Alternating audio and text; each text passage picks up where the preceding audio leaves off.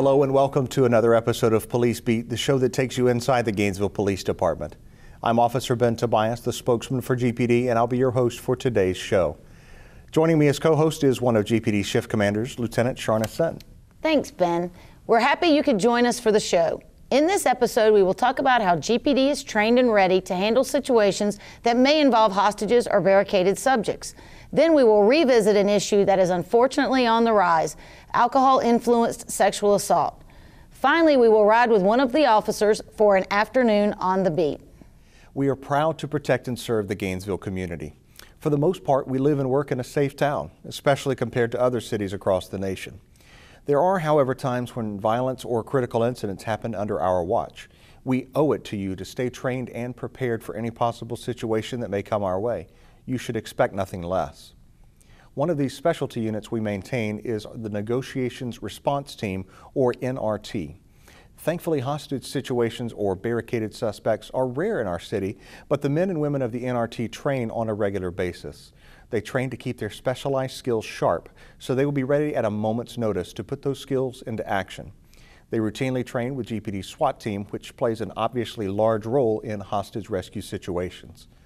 Police Beat recently spent an afternoon with NRT and SWAT to show you a glimpse of how these officers train for the worst case scenario.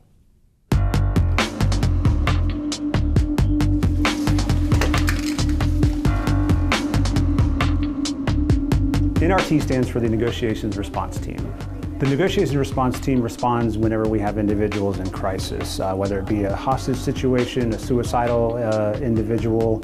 Our goal is to establish contact with the individuals that are in crisis and see if we can't come to some sort of safe resolution for everybody involved. NRT trains on a quarterly basis. The skills that are required to be able to talk with people that are in crisis and to be able to listen to them and really hear both what they're saying and what they're not saying, they're perishable. And so we try to regularly meet and we do scenarios and we practice both from real life situations that we've had before and other real life situations that have happened throughout the country. We use those to practice and hone our skills so that we can successfully negotiate with whoever it is that we may come into contact with. What's going on, Jay? How you doing today? I understand you're having a bad day. Your name is Jay, right? Can I call you Jay?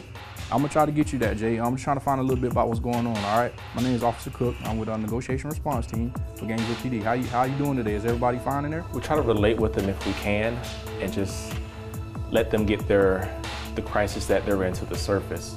That way we can help them vent and try to feel better. Once we can get them to vent and start thinking logically, that usually de-escalate the situation. A lot of it comes down to listening. We find a lot of times people just need to be heard. If they're in a crisis, obviously something has gotten to them to that point, and it's really important for us to figure out what it is that caused that and then see if we can't help them figure out what it is that's going on and see if we can't help them out with it. You know, a lot of it comes down to listening, really. You want to let me know why you're having a bad day? Okay, Liz is your girlfriend, correct? I said, okay, it's the mother of your child. Okay, how long y'all been dating, Jay? Every day we're out there saving people's lives. This is just a different way of doing it, you know. It's more talking to someone, trying to talk them down, as opposed to, being physical, throwing cuffs on somebody. It's kind of a different approach to saving lives. Okay, I understand, Jay. But if that's the situation, if she has no part of this, you don't mind letting her out, do you? Talk to people and de-escalate situations, before it gets to a point to where they're, out of control. So definitely having this training is very beneficial out on the road. She's supposed to be walking out. We are a part-time team. As far as being on the team, one of the things that I love is that, we are people from every division within the department, and we all come together, we work, we have one single goal, and it's cool just to see how everybody can come together and really accomplish that mission. We have different roles that everybody has to take on in order to make that happen, and I think it's just really a great thing to be able to see that kind of teamwork happen. The ultimate goal is what we would consider to be a successful resolution is where everybody comes out safe and unharmed. That would be a perfect situation for us. Thankfully, the Negotiation Response Team is not called into action often in Gainesville, but they are ready for the moment where their specialized skills are required. After the break, we talk about how police are seeing an increase in the amount of alcohol-related sexual assaults in town. Police Beat will be right back. At 13, you decided to be a rock star. At 16, you decided to be a quarterback. At 25, you married the girl of your dreams. So when did you decide to become a sex predator?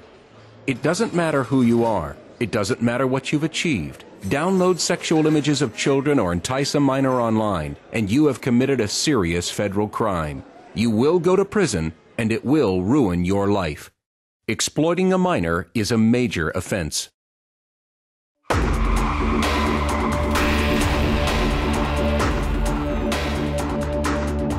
mean, you don't think it's gonna happen.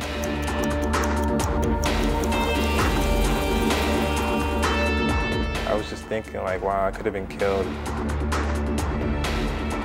If I can help it, you're not gonna like die when I'm driving.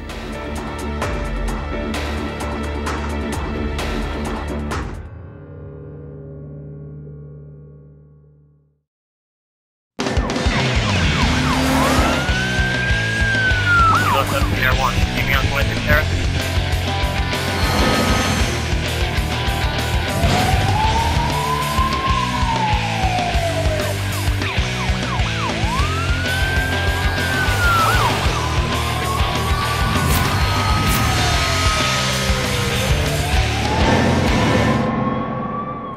Welcome back to Police Beat.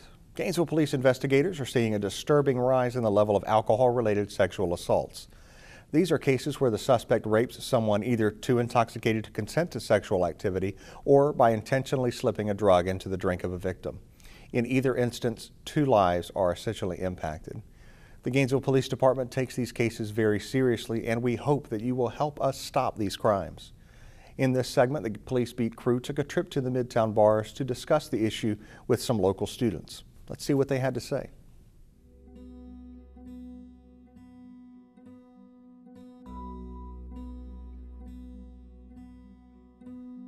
Well, I think that sexual assault, even though you think it's not really happening, if you may not hear about it or if it's not as discussed as it should be, because it should be, it definitely is happening, definitely in college towns, because at this age, a lot of people think they're kind of invincible and they're just going around, just drinking, hanging out with their friends. So it's definitely going on, and it's not something that's being talked about enough, and it needs to be so people can be more aware of what's going on and watch out for themselves. It definitely happens too much, and I think that something needs to be action, some kind of action needs to be taken to stop it, prevent it. Call the police, get somebody, security, something like that, along those lines to protect women. I don't think it's right to take advantage. Yes, I do know someone who was sexually assaulted. It really changed their life forever, and they can't really move past it. It was actually, she was in a relationship with him and it happened, so that's even scarier too. It's not just like a random person on the street, it's someone that you know. So you think you're out with like a guy that you know, the same thing could happen. You're out in Midtown just drinking with some guy you met like last week, and next thing you know, you don't know his intentions, so he could attack you, and it's really scary.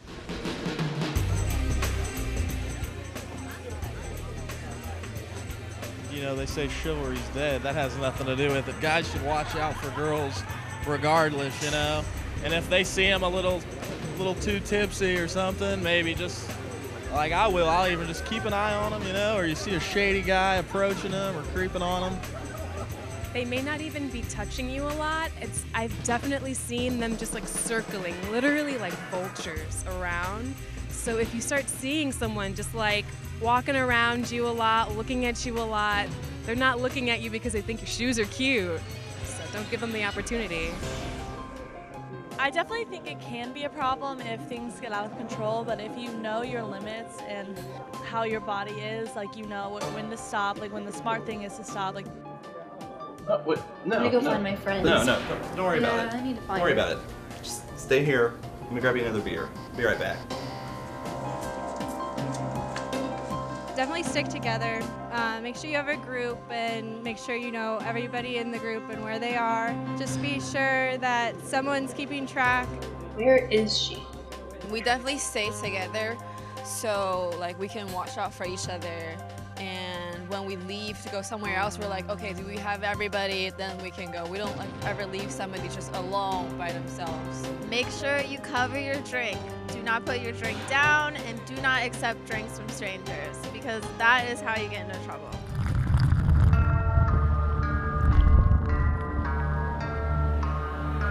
You just start drinking in the first place. I don't really think you should be having sex with someone you don't really know. It may not be the best idea because you're not really in your right mind and you don't know who this person is.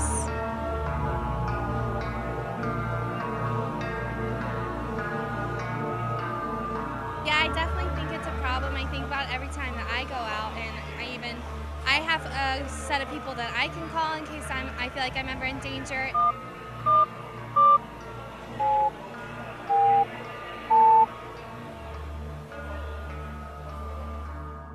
When they're being touchy and feeling with you when you're out, it's all that they just want it. Like, that's all they want. They're not trying to be your friend. Why don't you come with me?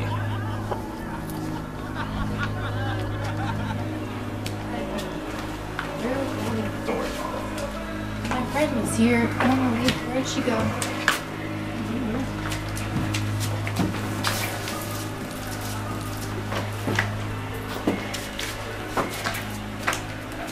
I don't know. What are we doing?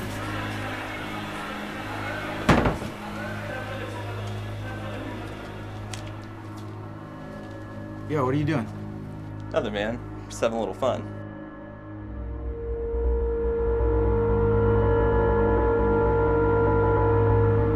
I feel like it's kind of like, as the guy friend to a girl, it's kind of your obligation. You owe that to at least your friends. I mean, they don't have to be your girlfriend, but a friend that's a girl, you might as well protect them. I mean, definitely if they're that intoxicated. If they're making the choice on their own, it's their choice, but if they're walking around barely able to hold themselves, you need to take an action, yes. Come on, man, she's drunk. We're just a little bit buzzed, that's all. More than just a little buzzed, dude. Look, she can't even stand up. It's not a big deal. It is a big deal, man. Come on, let's just get her out of here. Come on, let's go. What do you think you're doing? You'll thank me later. Dude, come on. There are other people with you. There are a lot of guys around too. Not every guy is going to attack you. So if you just let other people know, maybe you call the police or GPD, they'll come. They're not going to just sit there. So just like let them know, hey, I see some girl or even some guys just kind of drunk, they're kind of intoxicated, and I feel like something may be going on. They'll come and they'll help you. So you don't have to be afraid that no one's going to help you. You're going to look like a crazy person. Like, I'd rather be safe than sorry.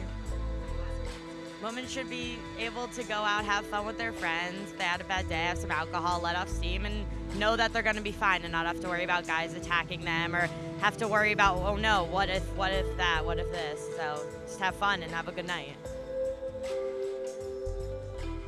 We hope that the segment you just saw will make you aware of the issue of alcohol-related sexual assaults. We also understand that being victimized may be a very confusing and embarrassing experience. For victims that may be reluctant to reach out for help, we urge you to visit reportrapegainesville.org. This website has information for rape victims, including a way to submit an anonymous report. Please help us put an end to these types of crime in Gainesville. So, you're driving along when you spot those flashing lights on a vehicle stopped up ahead. Could be a patrol car, an ambulance, or a tow truck. Do the right thing. Move over or slow down to 20 miles per hour below the posted speed limit. When any sort of emergency vehicle or tow truck is off to the side of the road with its flashers on, give them room. It's not just smart, it's the law. And not doing it could cost you some hard-earned cash. Fail to move over or slow down and there could be a ticket coming your way. Florida's Move Over law is designed to keep you and our emergency workers safe on Florida roadways. When you see an emergency vehicle or tow truck stopped ahead with its flashing lights on, approach with caution. Change lanes away from the emergency vehicle as long as it's safe, or slow way down to 20 miles per hour below the speed limit. Hey, these folks are out there looking out for you, so you look out for them too, will ya? All you gotta do is move over a lane to give them some space, or slow down if you can't change lanes. So move over, Florida. It's the law. Help keep Florida's roadways safe for everyone by moving over or slowing down when emergency vehicles have their lights flashing on the side of the road. Move over, Florida. A message from the Florida Highway Patrol, paid for by the Florida Department of Transportation. Burglaries and robberies have become serious concerns in our city. This crime is referred to as a crime of opportunity because most criminals look for the path of least resistance. Protect yourself, don't become a target, lock your doors, and keep expensive items out of plain view. For crime prevention information, go to GainesvillePD.org or call the Gainesville Police Department's Crime Prevention Office at 334-2479. Protect yourself. Don't become a target.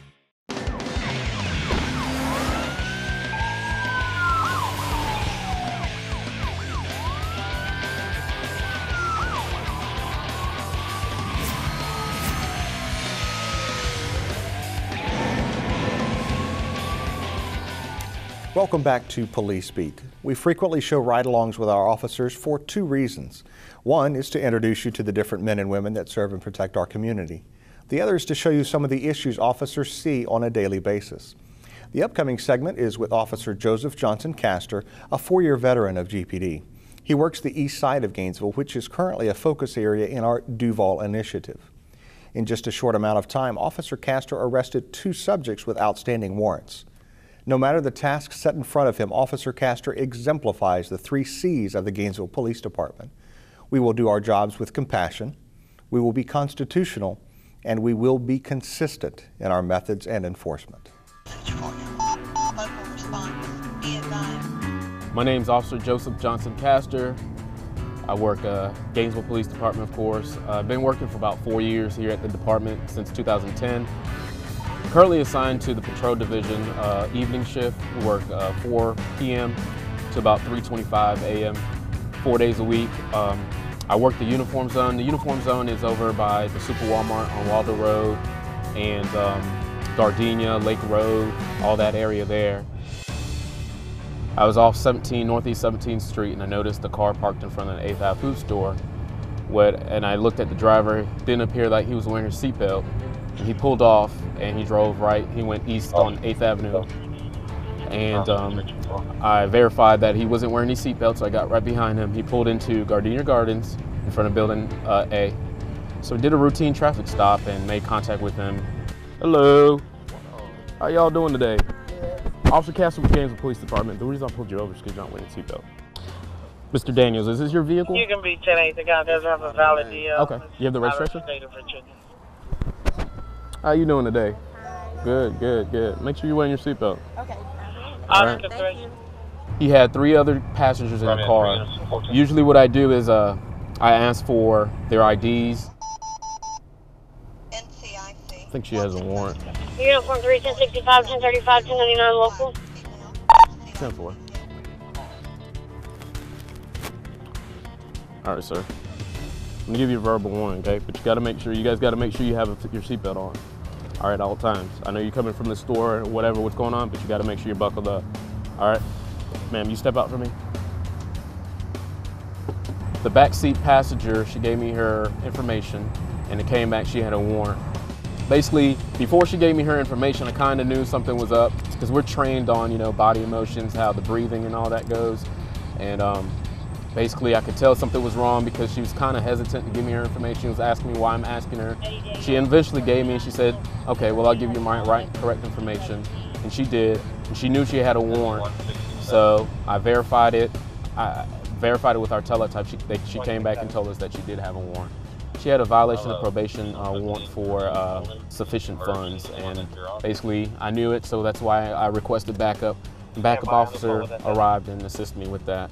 I mean, I've been doing this for 4 years, almost 4.5 years, and you kind of get used to how people react to you. If there's something wrong, their breathing change, they ask a lot of questions that are not pertaining to the traffic stop. We stop a car and we might have, someone that's been wanted and we didn't run their name, so here it goes, we let them go and then they get away from us. All right. Thank you. We got an anonymous caller that called and said, the call came in as a wanted person. They said that there was a wanted person by the name of Lamont that was in the area by Charlie Building or C2. And our teletype, it was confirmed via the system that he did have a warrant. Can you advise if the subject is still in the white Nissan, because the Nissan just left going westbound on 8th Avenue? How you doing? I'm just looking, we got a call. Is Lamont in here? Who? Lamont Thomas? No. Okay. Was he with you? No. Okay. Have a good day.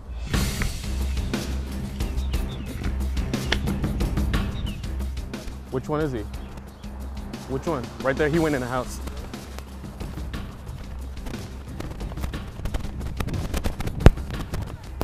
Which one is he? Is that him right there? He ran the other way, go that way.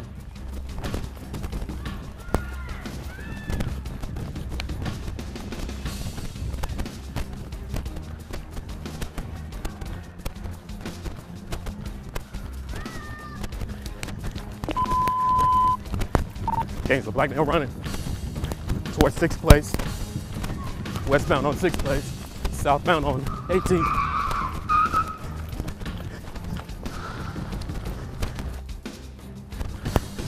Get on the ground! Don't run, the dog's coming.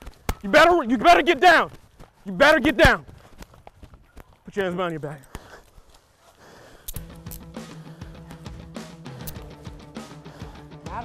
Relax. Relax, stop. Go from 3 to 15.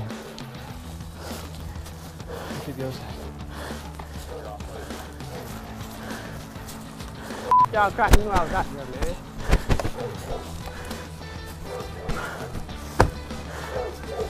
Y'all searching me? Not yet. As soon as he seen us, he just ran. Myself and Officer Hopkins gave chase southbound through the complex, and we were able to apprehend him around the 6th Avenue and 17th Terrace. Basically, he knew he was wanted. He knew the police was after him. The call basically said that, you know, he's been on the news, and that's why the caller called. And we were able to get him, and now he's at jailhouse. As you can see, Officer Castor arrested 2 people in the previous segment, but did it with respect, even after one of those subjects tried to run from him. We take pride that our Gainesville police officers are able to do their jobs professionally and with integrity. We protect and serve this community, and we are honored to have that responsibility. Well, that wraps up this episode. Do you have a passcode set on your smartphone? If not, do it soon. Make sure you keep your personal data out of the wrong hands. Something as simple as setting a passcode can help keep you safe. Speaking of smartphones, make sure to follow GPD on Facebook or Twitter, or connect with us at GainesvillePD.org, where you can make suggestions on what you'd like to see featured on a future episode.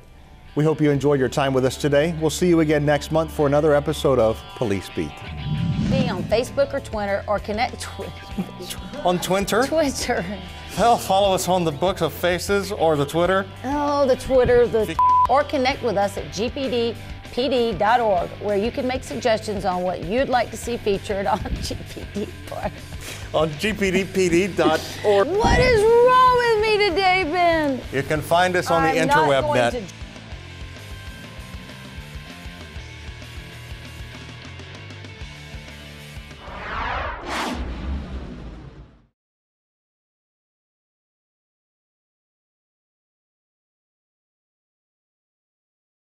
So, you're driving along when you spot those flashing lights on a vehicle stopped up ahead. Could be a patrol car, an ambulance, or a tow truck. Do the right thing. Move over or slow down to 20 miles per hour below the posted speed limit. When any sort of emergency vehicle or tow truck is off to the side of the road with its flashers on, give them room. It's not just smart, it's the law. And not doing it could cost you some hard-earned cash. Fail to move over or slow down and there could be a ticket coming your way. Florida's Move Over law is designed to keep you and our emergency workers safe on Florida roadways. When you see an emergency vehicle or tow truck stopped ahead with its flashing lights on, approach with caution. Change lanes away from the emergency vehicle as long as it's safe, or slow way down to 20 miles per hour below the speed limit. Hey, these folks are out there looking out for you, so you look out for them too, will ya? All you gotta do is move over a lane to give them some space, or slow down if you can't change lanes. So move over, Florida. It's the law. Help keep Florida's roadways safe for everyone by moving over or slowing down when emergency vehicles have their lights flashing on the side of the road. Move over, Florida. A message from the Florida Highway Patrol, paid for by the Florida Department of Transportation. Burglaries and robberies have become serious concerns in our city. This crime is referred to as a crime of opportunity because most criminals look for the path of least resistance. Protect yourself, don't become a target, lock your doors, and keep expensive items out of plain view. For crime prevention information, go to GainesvillePD.org or call the Gainesville Police Department's Crime Prevention Office at 334-2479. Protect yourself, don't become a target.